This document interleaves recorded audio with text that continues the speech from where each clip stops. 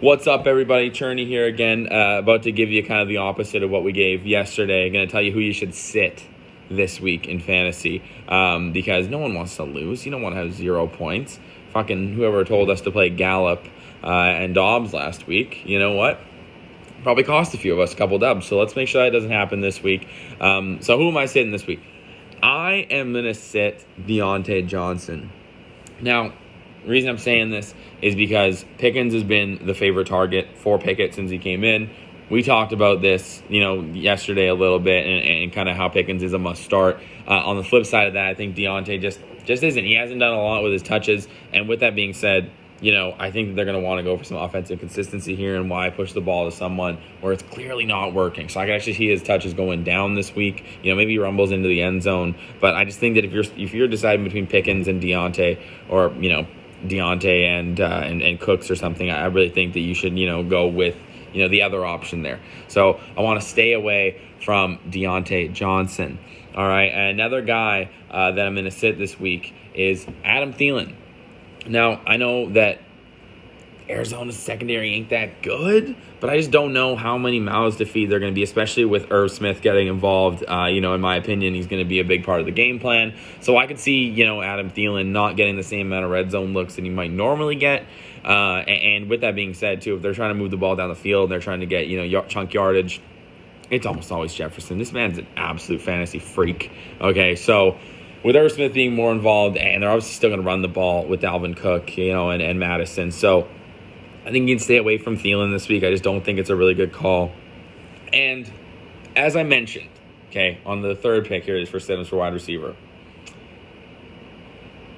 Surtain's going to take Kirk and or Jones, or both of them, to the shadow realm. They are going to die this week. So I'm actually sitting both of them. I don't think you should play Kirk or Zay Jones. I just don't think it's a good idea against that Broncos defense, which is just smothering. I think that Ingram's going to get more targets. And honestly, too, who knows? Maybe Kirk or Jones has a good day.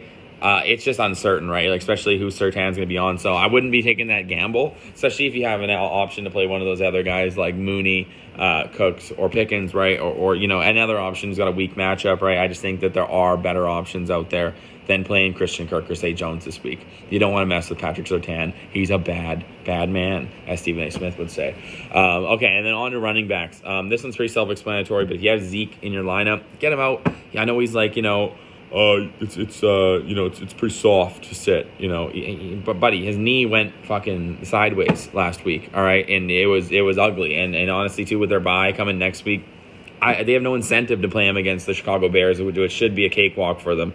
I guess the Patriots thought the same thing, and it didn't work out last week. But if I'm the Cowboys, I'm sitting Zeke, and if he does play, he's on a super limited snap share. You got to hope they get on the 1 yard line, and he's just banging it in, because that's about all the value he's going to have if he does play, and he's already doubtful. So that one's pretty easy. Pains me to say this, I'm sitting Montgomery and Khalil Herbert this week if you can. If you're like me, like I mentioned, you can't sit Khalil. He's your best option on the bench. I got literally, my bench right now would be Pacheco.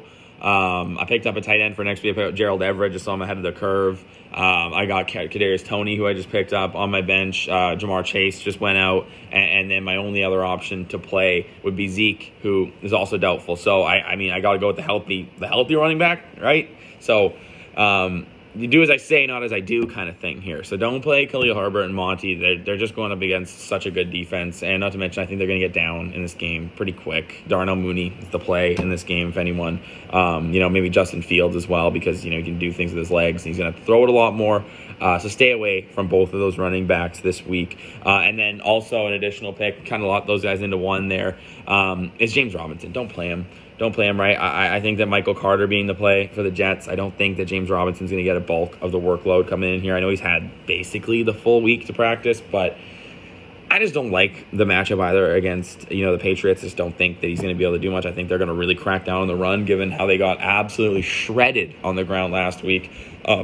So Michael Carter, I think, is the best play in that backfield, and more so from the passing standpoint. So I wouldn't be playing James Robinson in that matchup. Another set is Dawson Knox. Man, this guy is a move on tight end. This guy is just, I don't know, they call out Pitts being a fantasy bust. Dawson Knox was so good last year. Found the end zone so many times. It was a really favored weapon for Josh Allen. Even in that Chiefs matchup when they played, he really went off on them last year. And that was oddly enough the matchup that he scored a touchdown this year as well.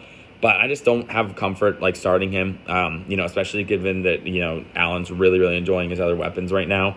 I think that Shakir could be a really good play. He's coming on. I think he might even get a chance at that Isaiah McKenzie role.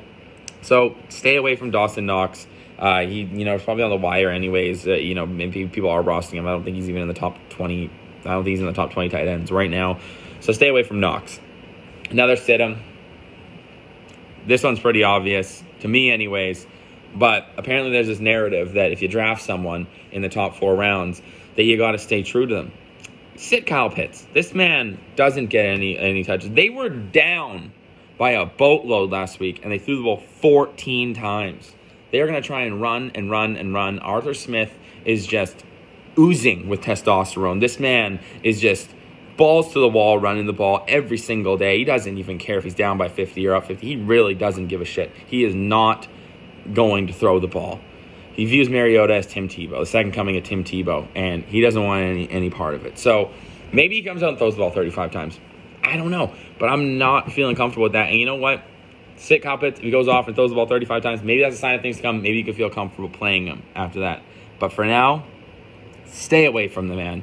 Stupid talented. So is Drake London. Don't play him. Drake London's another one. Just don't play him. Anyone in the passing game for that Atlanta Falcons offense, just Arthur Smith doesn't like him. He'd rather waste draft capital than than have a brain and actually use his weapons that are, elite. But I'm not the coach, and I can't make decisions for him. And, I just hope that he gets fired at some point here because I think he's incompetent. Or Desmond Ridder comes in and maybe saves his job. Who knows? All right, so do not play Kyle Pitts. And another one that I'm sitting this week would be Dalton Schultz. I like Schultz. I just think that he's still banged up, questionable at practice this week. And not to mention they're using their other tight ends. And I think that Dak, they're really gonna ground and pound the ball with Tony Pollard and use him a ton. I think CeeDee Lamb, Gallup, and Noah Brown are gonna take a large number of those chunks. You're really hoping for Dalton Schultz to get pay dirt and stumble his way into the end zone somehow and not, blow his knee up or do something to, hurt himself again this week. So I think you stay away from Dalton Schultz for the time being. I just think that it is just, it's not his year. It's not his year. And I really think that he can turn it around. I just don't think that, he's going to be a huge factor, especially given they got the bye. I think they want to, keep him fresh and just keep him kind of as more of a distraction out there and then maybe deploy him to a greater extent, after their bye week. So those are the guys I'm sitting this week.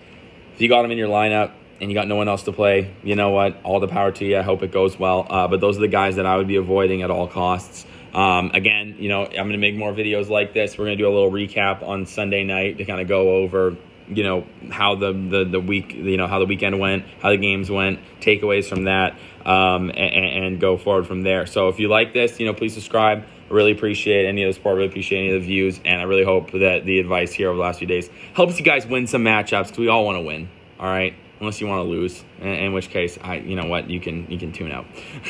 So anyways, guys, enjoy Sunday. Hope your matchups go well, and looking forward to being here again with you guys soon.